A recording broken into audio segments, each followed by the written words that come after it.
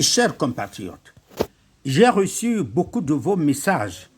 Vous vous posez la question de savoir c'est quoi civiliser la communication au Congo et pourquoi civiliser la communication au Congo. Je vais me mettre en plein labeur intellectuel en prenant l'option de tutoyer ce sacré triptyque qu'est civiliser, communication et Congo. D'abord, je pars du fait que je suis formé journaliste et je n'ai donc appris pendant longtemps et patiemment longtemps que la science de la communication.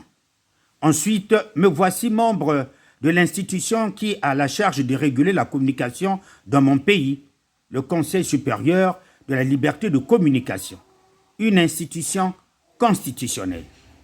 Voici deux étiquettes qui me placent face à l'inévitable devoir de communiquer et communiquer au service de la cité.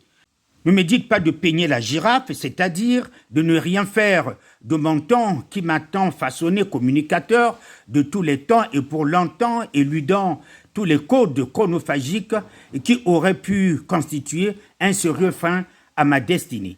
Je suis né pour communiquer.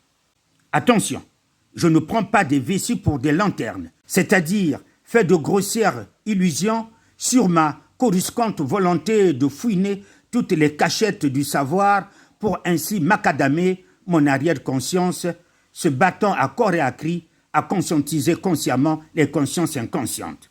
C'est le noble sens de mon combat, le combat de communiquer pour une société épanouie.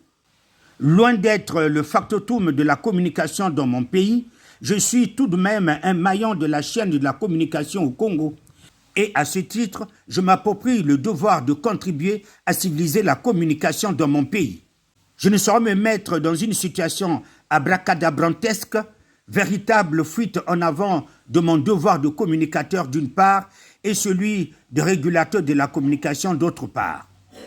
Vous conviendrez avec moi que réguler la communication est synonyme de civiliser la communication. Un régulateur de la communication est donc cet acteur incontournable de la civilisation communicationnelle dans son pays. La responsabilité de chacun étant engagée, le régulateur congolais ne doit pas avoir des oursins dans les poches en se regardant dans le rétroviseur de la société qu'il sert.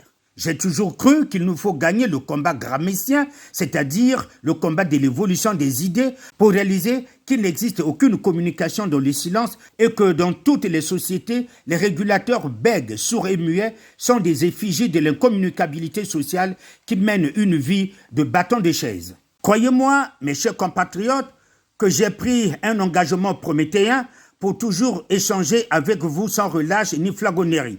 À chacun de nous a été donné les yeux pour voir, le nez pour respirer, les oreilles pour entendre et la bouche pour parler. L'économie de la parole n'a pas de gain substantiel qui pourrait rapporter gros à l'émancipation d'une société qui se cherche. Au contraire, le civilisateur doit réaliser une sérieuse péréquation pour que le produit communication puisse apporter un palpable enrichissement sociétal. Chers compatriotes, en vérité, je vous le dis, ceux qui tiennent les évangiles disent qu'au commencement était la parole. Moi, je vous affirme que le temps donne la parole au silence et que la parole a été donnée à l'homme pour déguiser sa pensée. Je suis Asie Dominique de Marseille et vous avez compris que je suis civilisateur de la communication au Congo.